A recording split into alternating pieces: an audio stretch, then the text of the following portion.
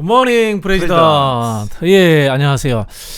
또 진짜 그 사건 사고가 많았던 한 주가 지나갔습니다. 그렇네. 우리 저기 낙방 거사님께서는 이번 주에 가장 인상 깊었던 사건 어떤 사건이 기억납니까? 이번 주는 결국 뭐 국감이죠. 국감. 네. 뭐 이재명 지사께서 이제 그 여유 있게 국감을 치렀는데 네네. 거기에 대해서 이제 배아파하는 언론이 네네. 뭐 하는 말이 국감이 원래 뭐 결정적 한방 터뜨리는 데냐. 수사권도 없는데 한 방 터뜨려 왔었는데 이제 자기들이 항상 한 말이 이번에 가만 안 두겠다고 했다가 안 되니까 이제 와서 사후에 이제 국감의 정의를 네네. 새로 하려고 드는 뭐 자료 제출도 안 했다는 둥 뭐 그런 이야기를 하고 그 다음에 또 그것도 안 되니까 뭐 국감에서 그 판정성 했다고 자평을 하지만 뭐 여론은 그렇게 반응을 보이고 있지 않다라는 식의 아전인수식 그 여론조사 해석. 여론조사는 이번 주말 지나야지 제대로 그렇죠. 그 나오는 거지. 그때는 여론조사가 반영됐다고 보기 어렵죠. 그러니까 특히 그 RN서치인가? RN리서치? 네네네. 김미연 소장 하는 거기서 오늘 MBN하고 했던데 보면은 이제 윤석열 그 이재명 윤석열이 10% 차이로 이재명이 뒤지고 하고 있는데 거기에서 여론조사에 보면은 이재명이 국감을 잘했다 30 몇 프로, 못했다 50%. 근데 그런 식으로 돼 있더라고요. 이미 이제 국감에 대한 평가 또한 이제 진영별로 나눠져 있다. 그렇죠. 근데 반대로 대장동 국감을 했는데 대장동에 대한 그 이재명 지사에 대한 다소 그 불신 또는 의구심의 치수보다는 그 조사에서도 다소 이제 조사가 좀 결과가 다를 수 있는데 그 조사에서도 이재명 지사가 그 국감에서 좀 비교적 선전했다라는 지수가 좀 높더라고요. 그 말은 뭐냐면은 이번 국감을 통해 가지고 의혹은 거의 다 해소되었다. 의혹을 끝까지 해소할 생각을 전혀 갖고 있지 않는 이제 이 반대측 그 여론은 뭐 크게 변화되지 영향을 끼치지 못했겠지만 그 지지층 내에서 약간의 의구심을 가지고 있던 부분들은 조금씩 이제 해소되고 있는 과정에 있다. 뭐 그런 정도로 성과로 보면 안 되겠는가 그렇게 생각이 됩니다. 그렇겠네요. 그럼 뭐 결론 내리자면 그 정도는 되겠네요. 실제로 이재명 후보가 가지고 있던 의혹들의 우리 지지층이라든가 중도층까지는 거의 다 의혹이 해소되었다. 상당수 해결되고 있는 과정이다. 그렇다고 해서 이제 정권 교체가 절대 상수다라고 생각하는 사람들한테는 뭐 이게 오히려 예를 들면 뭐 영향을 미치지 못하는 뭐 그분들이 아마 해가 서쪽에서 뜬다고 해도 그걸 믿고 싶은 사람들이죠. 그렇죠. 어떻게 하겠습니까? 뭐 그런 것 같다라고 생각이 되네요. 네, 알겠습니다. 그 아까 말씀하신 그 여론조사는 ARS로 해서 응답률이 아주 낮은. 그게 그 ARS로 하면 아무래도 진보층이 불리합니까? 불리하죠. 네. 왜 그런가요? 그거는 일단은 ARS로 하게 되면요, 이 보수적인 정치 고관여층들이 의도적으로 전화를 많이 받습니다. 의도적으로? 예. 훈련된. 그거를 떠나서 예를 들면 유권자들의 심리에서 보수적인 분들은 예를 들면은 직접 전화 상담원과의 육성 대화를 통할 때 자기의 의견을 개진하기를 꺼려 하나요? 그렇죠. 그런 보수층의 그렇죠. 보수층 사람들은 그렇죠. 그게 보수 진보로 나뉩니까? 아니면은 적극층과 뭐 소극적 이런 적극층들이죠. 적극층들이나 이제 극단적 이념을 가진 사람들은 이제 이 사람들과 통화하는 거를 일단은 왜냐하면 익명성이 보장 안 되는 거 안 될 수도 있다고 그렇게 생각하는 거죠. 그렇게 생각하는 거죠. 그러면 기본적으로 그 전화 면접원 조사에서는 중도 진보가 좀 유리하게 나오는 경향이 있고요. 실제로 흐름이 그렇습니다. 또 이제 흐름들이 그렇고 ARS는 보수가 상당히 유리하게 나옵니다. 이제 그거는 이제 아무래도 기계하고에서 전화기 터치만 하면 되니까 그렇죠. 익명성이 보장된다라는 하는 말로 이 남녀도 못 찾아내죠. 그러니까요. 그렇지 않습니까? 연령대 어떻게 확인하겠습니까? 그런 부분에서 샘플의 모집단에 이 정확성이 떨어지기 때문에 ARS에서는 여성도 남성이라고 누르면 되는 거니까. 그렇죠. 그리고 또 예를 들면 서울 사는 사람도 호남 사람이라고 누르면 되고. 그렇죠. 네. 그러니까 그렇게 뭐 꼭 의도적인 작전 세력이 있다는 걸 떠나가지고. 그렇죠. 그런 경향이 약간 물론 이제 전화번호 같은 경우에 지역별로 이제 분배해서 나갑니다만은 그런 것들을 하는 것을 걸러낼 수 있는 장치가 없는 거죠. 그러네요. 제가 늘 그런 이야기를 하는데 우리나라 ARS는 첫 번째는 이제 여론조사 회사의 영세성, 두 번째는 이 개인정보 보호가 우리나라가 좀 까다롭습니다. 그런 부분들. 그리고 세 번째는 한국인들이 갖고 있는 정치적 허위의식이 있어요. 예를 들자면 이겁니다. 자, 뭐 보고 투표하십니까? 정책 뭐 그러잖아요. 사실 아니잖아요. 실제로는 자기의 이해관계가 가지고 투표를 합니다만은 예를 들면은 답할 때는 정책이라든지 뭐, 그렇죠. 뭐 그런 걸 보고 한다. 그래서 이제 이런 한국에서 여론조사는 굉장히 좀 안 맞죠. 그럼 해외에서는 뭐 미국이나 이렇게 뭐 유럽이나 이런 데 일본이나 선진국에서는 잘 맞습니다. 오히려 ARS보다는 면접원 조사가 더 면접원 조사를 많이 하죠. 대부분 면접원 조사를 하고 있고 이제 미국 같은 경우에는 어떻게 하냐면은 추정 여론 조사라 그래 가지고 예를 들자면 100만 개 정도의 기본적인 모집단을 가지고 있습니다. 이 100만 개의 모집단은 미국의 국민들의 평균 정치적 성향에 따라 배분을 해놓습니다. 나이라든가 성별, 지역에 따라서 해놓고 이 사람들이 어떻게 움직이는가를 이렇게 관찰을 하는 거죠. 이러면은 모집단이 정확하면은 흐름들이 그대로 잡히게 되는 거죠. 근데 우리는 이제 그게 안 되고 있죠. 특히 이제 우리 RDD 이런 이야기 하지 않습니까? 네. RDD는 자연 생성 모집단이 없다는 뜻이잖아요. 사실은 여론조사의 기본 원칙이 어긋나는 거죠. 모집단이 존재하지 않는다는 것은. 전 국민이 모집단이잖아요. 아니죠. 모집단은 폭이 있죠. 존재해야 되죠.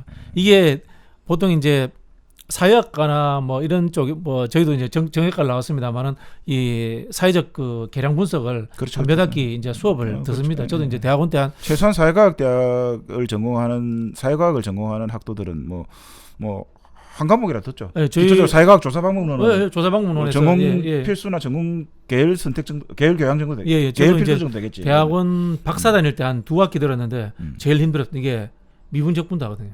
오차율 계산. 그래 해야 되겠죠. 무슨 분석하고 이래려면 회계 분석 쌓고 이런 거 해야 되잖아요. 근데 이제 한국에 제가 뭐 여론조사 회사 하시는 분들 잘은 모르겠지만은 대부분 그냥 SPSS 기계 돌리는 거 가지고 분석하는 요즘은 또 그런 게 이제 뭐 다 발달돼 있으니까 사실은.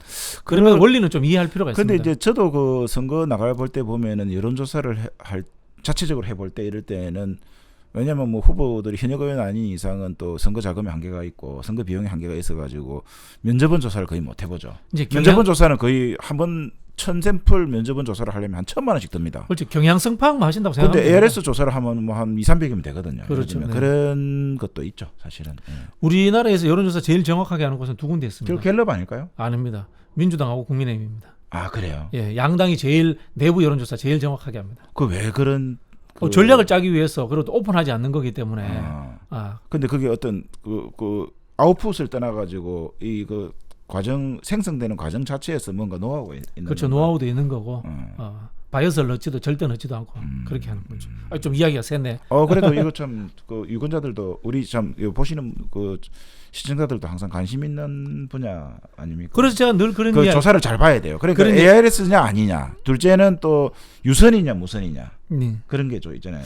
그렇죠. 유선을 몇 프로였느냐 이런 것들. 제가 그런 이야기 드리는 것 중에 하나가 이렇게 정치 출마하시는 분들 밖에서 뭐 이상한 여론조사회사 컨설턴트 찾아다니는데요.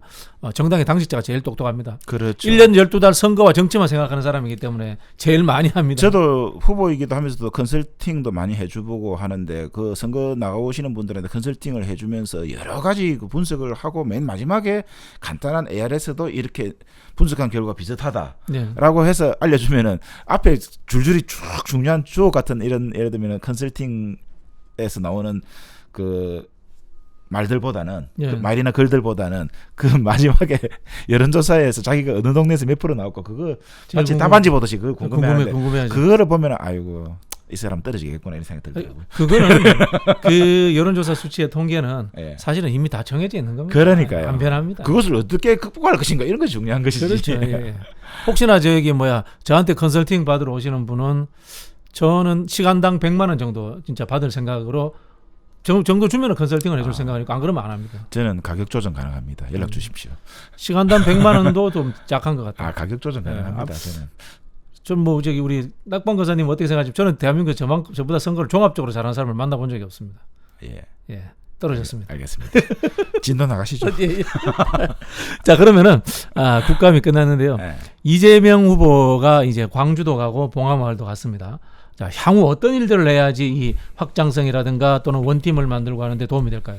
저는 이제 선거는 왕도가 없다 이런 생각 같습니다. 그래서 이제 지금 우리 지지자들도 그렇고 그다음에 후보나 후보 옆에 계신 분들도 그런 생각을 가지고 있는데 이 좀 수세에 몰린 것을 어떻게 탁 돌파하고 다시 시원하게 탄탄대로를 달리고 싶죠.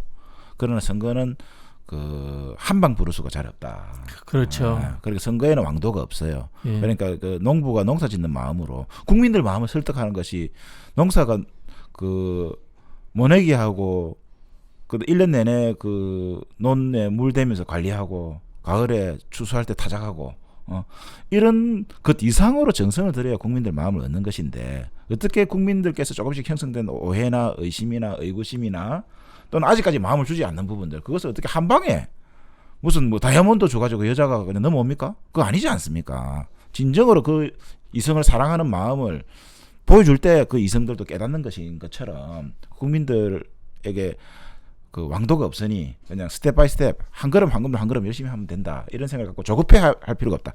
조급해 하다가 보면은 우리 축구로 말하면은 그 종료 휘슬 한 10분 전부터는 총공격을 하다가 보면 오히려 기습을 역습을 당해가지고 추가 실점을 하잖아요. 예를 들면 예. 그런 것처럼 조급해하지 말고 저는 한 걸음 한 걸음 한 걸음 가는 게 좋겠다라고 생각이 들고 그 중에서 이제 구체적으로 한번 구체적이라기보다는 그 관심 가지시는 원팀 문제도 지금 아주 그 어쨌든 뭔가 시원하게 정리 안 돼서 답답해 하시지만은 그것도 제가 보기에는 지극정성으로 그 원팀이 되게끔 노력하면은 그건 됩니다. 되고 설사 좀 늦게 되는 것도 나쁘지 않다고 봅니다. 늦게 되는 것이 더 극적인 것이거든요. 어떻게 보면은. 그러니까 빨리 되면 좋겠지만은 늦게 된다고 해서 그것이 나쁜 것이 아니다. 어쨌든 우리가 진정성을 갖고 스텝 한 걸음 한 걸음 한 걸음 나아가는 것. 그 과정에서 그런 과정을 통해 가지고 원팀이 되면 되는 것이다. 대장동 의혹 해소 또한 마찬가지다. 한 방에 뭘 확 엎으려고 하는 것이 아니라 정말로 예를 들면은 대장동 사업에 대해서 가지고 있는 우리의 관점 이것을 충분히 지난번에 이재명 지사께서 국정감사에서 차분히 말씀하신 것처럼 계속해서 끊임없이 우리의 주장들을 이야기하고 국민들에게 설득을 구하고 또 우리가 성찰할 것은 성찰하고 그렇게 하다 보면 된다. 저는 그래서 조급해하지 말고 이제 차분하게 꾸준히 그냥 그 농부의 심정으로 다가가면 된다. 막 그런 것을 강조하고 싶네요. 길게 이야기하셨는데 제가 명사로 정리를 좀 하겠습니다. 결국 선거라는 것은 다수자 연합입니다. 다수자 연합을 만드는 문제이기 때문에 뭐 집토끼 산토끼 가리지 말고 열심히 도로산으로 쫓아다니자. 뭐 그 말씀을 그렇죠. 좀 해석을 하면 될 것 같고요. 그리고 좀 하나 보태고 싶은 것은 많은 것을 하려고 욕심내지 마라. 그러니까요. 할 것만 하고 말 것은 말아라. 아예. 그래서 실현 가능한 것을 해서 이기는 모습, 성공하는 모습을 국민들에게 보여주는 것이 좋다. 라는 뭐 그 말씀 정도로 제가 정리하면 되겠습니까? 아직 그렇습니다. 아직까지 선거가 10월 말인데요. 지금 10월 하순으로 들어섰는데 11월, 12월, 1월, 2월, 3월 9일 선거입니다. 아직 선거가 4개월이나 남았습니다. 우리 그 오랜 여러 선거의 경험상으로 보면은 4개월이면은 강산이 10번 바뀌는 게 아니라 한 40번 정도 바뀔 정도로 긴 시간이거든요. 그러니까 이게 언제 우리가 또 올라갔다가 또 언제 내려갔다가 몇 번 출렁일지 모른다. 그때마다 일희일비 할 수는 없지 않느냐. 그냥 4개월이라는 시간표를 갖고 꾸준히 우리 그날의 숙제를 다 해가다 보면은 우리는 뭐 반드시 좋은 결과를 얻을 수 있다. 저는 그런 생각 같습니다. 아마 이재명 후보가 오랫동안 또 정치를 했고 더 고난의 시간을 겪었기 때문에 잘 아실 거라고 봅니다. 저희보다 더 이게 몸으로 체득하고 계실 겁니다. 많은 기대를 해보겠습니다. 좋습니다. 실제로 뭐 딴 거 없습니다. 열심히 좋은 정책 만들고 열심히 언론에 홍보하고 그다음에 정당은 자기 조직과 구조를 짜기 위해서 또 열심히 노력하고 이 과정들이 저는 국민들에게 좋은 느낌으로서 나중에 연결될 것이다. 결국엔 그게 축적된다. 그렇죠. 네네. 자, 그러면 이재명 후보에 대한 뭐 좋은 말씀을 해주셨습니다. 이번에는 이것도 안 짚고 넘어갈 수가 없어요. 이 윤석열 국민의힘 후보가 너무 말도 안 되는 언행을 해가지고 어떻게 보셨습니까? 일단은 그 윤석열 후보의 광주 전두환 그 미화 및 그 광주 영령 그리고 국민들에 대한 모독, 역사인식의 부재 이런 것들이 그동안에 김종인 전 대표 비상대책위원장이 그 망월동에 가서 뭐 물어볼 꿀었던 것이라든지 뭐 이준석 그 대표가 뭐 호남에 가서 몇 차례 이리저리 또 그 중도화 전략을 구애를 펼쳤던 했죠. 것. 그럼에 따라서 사실 또 호남에서도 일정 정도 이제 뭐 한번 다시 생각해 보자.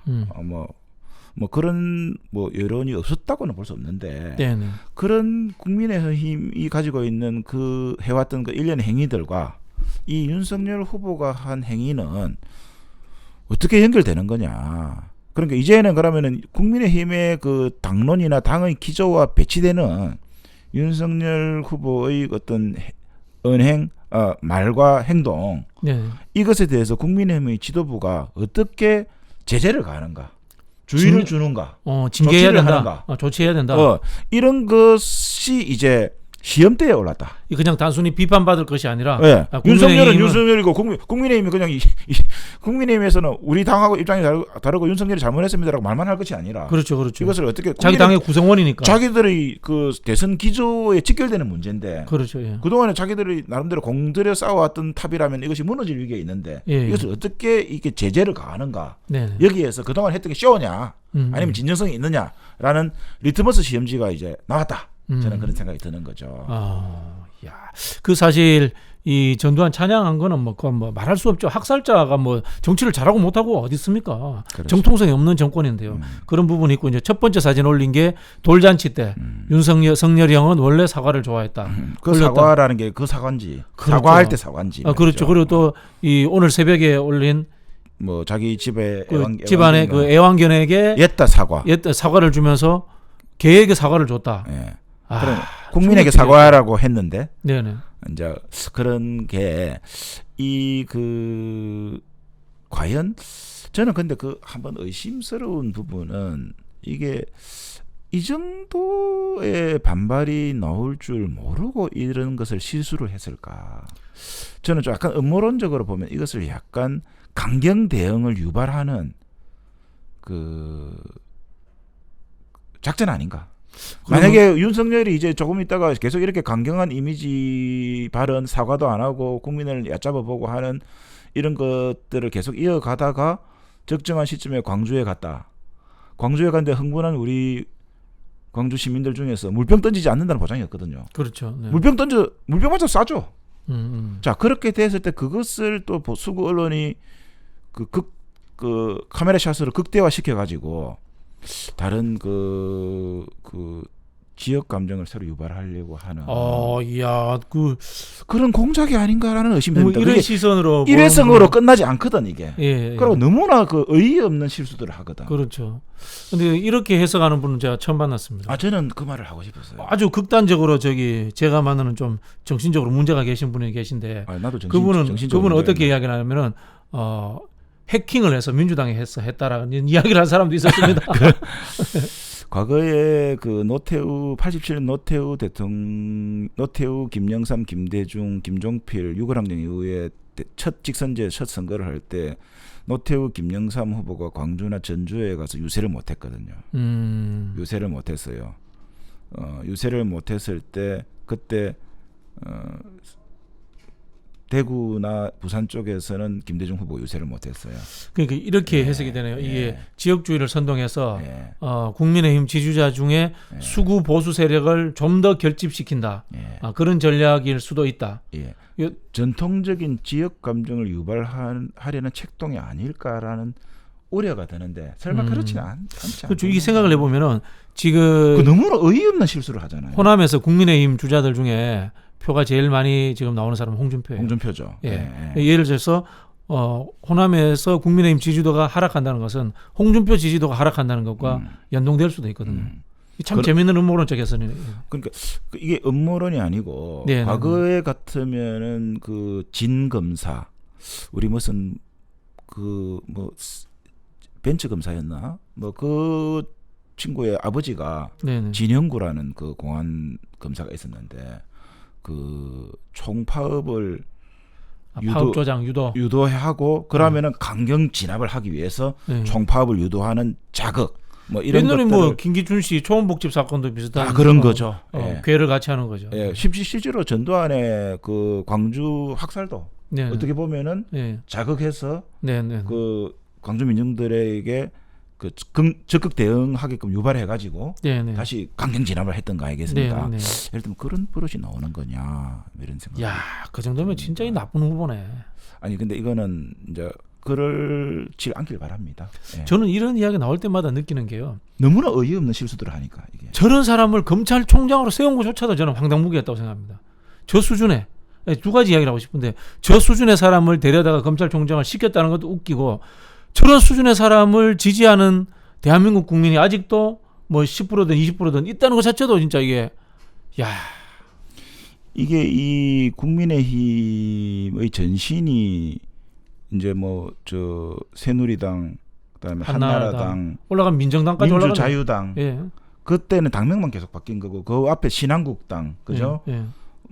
당명만 바뀌었는데 그까지 올라가면은 뭐냐면 그 전에 또 김대중 대통령 하실 때 민정당 이회창 조순연합당 네네네. 그 구민주당을 이제 그 통합하죠. 예. 근데 그 더 올라가면 3당 합당이지 않습니까? 예. 민정민주공화 3당 합당이거든. 예. 그러니까 전두환 노태우 민정당, 김종필 공화당, 그다음에 김영삼 통일민주당 합당의 후신이 지금까지 와 있거든. 근데 그렇게 생각하면은 민정당 80년대 전두환이 노태우 그리고 권익현 뭐 권정달 이런 사람들과 함께 창당했던 정당이 민정당 아닙니까? 극우 보수죠. 극우 그 보수. 민정당의 법통을 그대로 이어오고 있는 당이거든. 예. 근데 저도 항상 저 친구들한테 한번 말하고 싶은데 촛불 혁명으로 자기들이 정권이 탄핵됐을 때쯤 자기들이 보수가 혁신하려고 했다면 민정당과의 법통을 끊고 그러려면은 그 당을 해체해야 되는 거예요. 그렇죠. 해체 후 신당을 했었어야 돼요. 차라리 그냥 뭐 당의 정신을 YS부터 시작을 한다거나 아니면 이제 그 촛불 이후부터 새로 시작하는 거예요. 신당 창당 발기인 새로 모아가지고 이제 그때 그렇게 하지 못했거든요. 왜 못하는지 아세요? 그게 과락연수원부지라든지 재산이 많잖아요. 재산. 그러니까 그거를 어떻게 할 수가 없는 거예요. 그래서 그러니까 결국에는 저렇게 해봐야 그 당의 뿌리는 민정당이다. 그래서 그 민정당의 후회답다.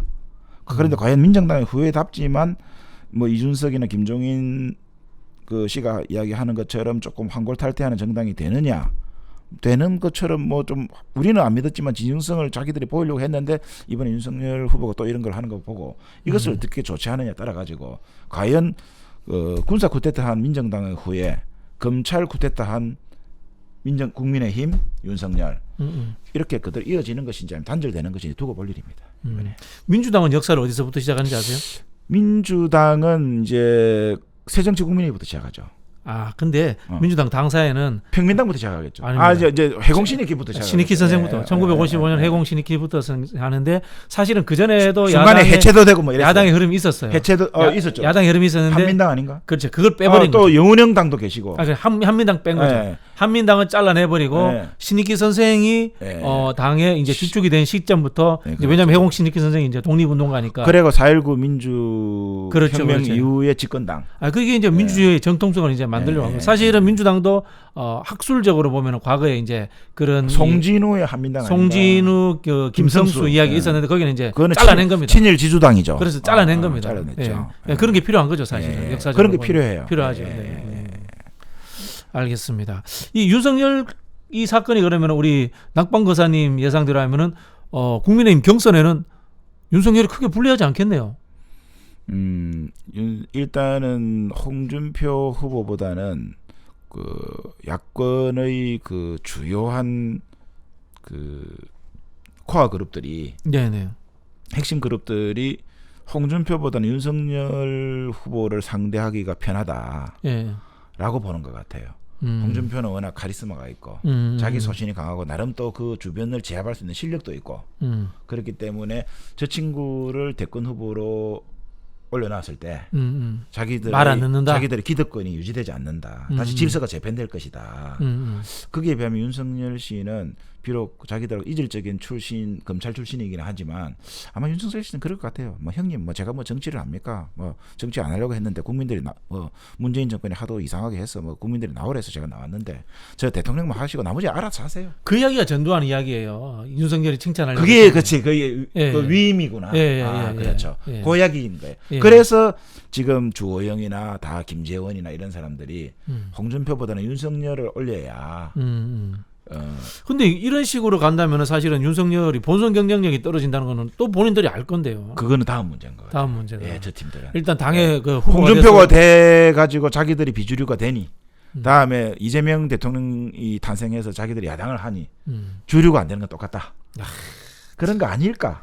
그렇게 하면 망하는 거고 우리한테는 감사한 일이죠. 생각을 해보면은 친이 친박이 서로가 서로를 정치적으로 학살하던 과정을 겪었기 때문에 그런 생각할 수도 있겠네요. 제가 보기에는 저 팀들은 지금 우리 이재명 이낙연의 원팀 구성 과정에서 발생하는 초기 난항을 네네. 뛰어넘은 근본적 균열이 생기지 않을까. 서로가 정치적 목숨을 노리고 있다라는. 균열이 생길 가능성이 있다. 그래서 뭐 좀 더 지켜보고 우리는 우리 할 일 하면 될 것 같다 이런 생각이 듭니다. 그렇죠. 하여튼 뭐 이준석 대표가 이제까지 사실 잘했어요. 굉장히 잘했어요. 그나마 이준석이 나온 거죠. 유승민이 한번 나왔다가 그렇잖아요. 사실은 이명박 때 남원정이 설쳤거든. 그렇죠. 남경필, 원희룡, 정병국이. 근데 박근혜가 들어오면서 남원정이 그 사실상 숙청이 된 거예요. 그게. 그렇죠. 그렇게 가다가 박근혜 시절에 약간 미래파, 뭐 정풍파라고 하는 유승민입니다. 근데 그 유승민도 결국에는 보수의 그 위협에 보수 혁신을 자기의 시도하다가 정치 실패했죠. 생명까지 끝날 것 같으니까 유승민이 오늘처럼 볼품없는 유승민이 된 거예요, 사실은. 근데 그 다음으로 다시 보수의 혁신의 아이콘으로 또 이제 빈자리를 채운 게 이제 이준석이다. 과연 이준석이 어떻게 이 윤석열, 홍준표의 틈바구니 안에서 그 해낼 것인가. 뭐 제가 보기에는 그 쉽지 않다고 보고 그 쉽지 않은 것 때문에 아직 그 촛불로 망한 야당이 재기하기는 어렵지 않는가. 자기들 상대평가는 몰라도 절대평가에서는 아직 준비가 안 됐다. 저 집단은 일단 뭐 수권 준비가 안 됐다. 그럼 마지막으로 제가 질문 하나 드릴게요. 그럼 이준석 대표가 윤석열을 징계해야 된다 말아야 된다 현재 상황에서 이 정도 건이면 징계는 하기 어렵겠죠. 현실 정치상으로. 그럼에도 불구하고 소위 주의, 경고. 그게 예를 들면 그냥 언론에 나와서 하는 인터뷰 말고 당의 결의로서 이런 것은 앞으로 주의해주기 바란다. 뭐 이런 식의 어떤 기록을 남겨야죠. 알겠습니다. 그럼 또 마지막 질문입니다. 그럼에도 불구하고 윤석열이 국민의힘에서 지지율 1위를 유지하는 것은 계속 이어질 것이다. 이렇게 생각하십니까? 현재로서는 홍준표가 중과부적인 것 같아요. 홍준표가 대중을 등에 업고 국민의힘의 그 기득권 세력을 혁파하면서 뭔가 해보려고 했는데 그 기득권 세력들이 절묘하게 자신들의 과거의 과오를 위장할 수 있는 대역 배우를 찾은 거예요. 윤석열이. 제가 이제 최근에 확인한 바로도 이준석이 당대표가 되고 국민의힘이 당원이 23만 명이 늘었답니다. 그 중에 청년이 또 청년이 4만 명밖에 안 된답니다. 나머지는 대부분이 나이 드신 영남에서 들어온 분이랍니다. 그거는 결국 뭐냐면은 알고 보면은 윤석열이 쪽으로 이준석 바람이 아니라는 거네. 그렇죠. 조직적인 게 많다는 거죠. 안타깝습니다. 뭐 사실 우리가 집권하기 위해서는 국민의힘이 좀 못하는 게 좋지만 그럼에도 새는 좌우의 날개를 날아야 되기 때문에 정치 발전을 위해서는 대한민국이 잘 가려면 보수가 혁신돼야 또 개혁도 진보도 혁신되는 그렇죠. 같이 혁신해야죠. 그러니까요. 그게 참 안타깝죠. 그래서 제가 늘 그 이야기를 합니다. 21대 국회는 시작부터 잘못됐다. 국회라든가 정당 개혁 프로그램이 애초에 존재하지 않았습니다. 처음입니다. 그런가요? 역대 한번 국회를 보십시오. 국회 시작할 때 보면 국회 개혁 프로그램, 정치 개혁 프로그램 내는데 21대 국회는 그런 게 없었어요. 상당히 출발부터 문제가 많았던 겁니다. 너무 압도적인 승리를 해서 그런 부분들도 약간 자만한 게 안주한 건가? 뭐 그런 부분들도 있고요. 정치에 대한 근본적 이해가 떨어지는 거죠. 정치권에 이제 들어온 분들이 사실은 이거 우리 정당과 지지자 여러분들도 다 좀 반성해야 될 부분이 여러분들도 보시기에는 지금 초선 의원들이나 뭐 재선 의원들 중에서 미래의 지도자감이 별로 안 보이죠. 노무현 의원이나 또는 과거에 뭐 우리 추미애 의원 같이 정세균 전 대표님처럼 초선 의원 시절에 김대중 초선 의원이 얼마나 유명했습니까? 역사적으로 보면. 아니 지금 뭐 486들 물러나라고 비판하고 있지만 486이 처음에 들어왔을 때의 참신함이라든가 을 계승하는 역동성. 의원들이 뭐 어디 보입니까 지금? 뭐 그렇죠. 김남국 의원 정도 보이네. 제 눈에 김남국 화이팅. 김용민 화이팅이다. 그런 정도 의원 정도 보이고 재선 때는 박주민 의원 정도 보였지. 그런데 어쨌든 그런 의원들이 왜 안 보일까요? 그런 사람들을 뽑아놔서 그렇습니다.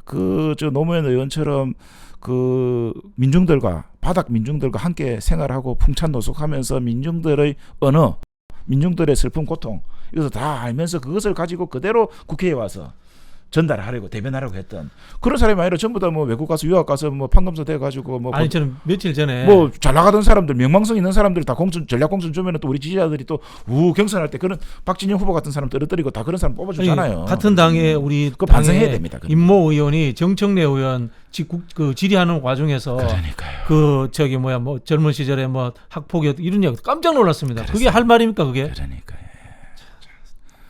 그런 거는 우리가 또 좋은 이야기만 자꾸 하고 싶지만 우리 스스로도 반성해야 될 대목이다. 저 또한 마찬가지고 다들 반성해야 될. 정치를 이벤트로 해서 공천 주고 영입하고 이런 거 하시면 안 됩니다, 진짜. 명망성 가지고 정치하면 안 되죠. 네, 예. 알겠습니다. 오늘 뭐 저기 여러 가지 이야기 많이 하셨는데요. 결국은 여야가 같이 혁신하는 모습을 봐야지만이 정치가 발전하고 우리 국민들을 위해서 좋은 정치를 하게 된다. 예. 낙방 거사님이 오랜 경험에 의해서 좋은 말씀해 주셨습니다. 또 다음 주에도 좋은 말씀 더 기대하겠습니다. 감사합니다. 자, 이것으로 마치겠습니다. 감사합니다.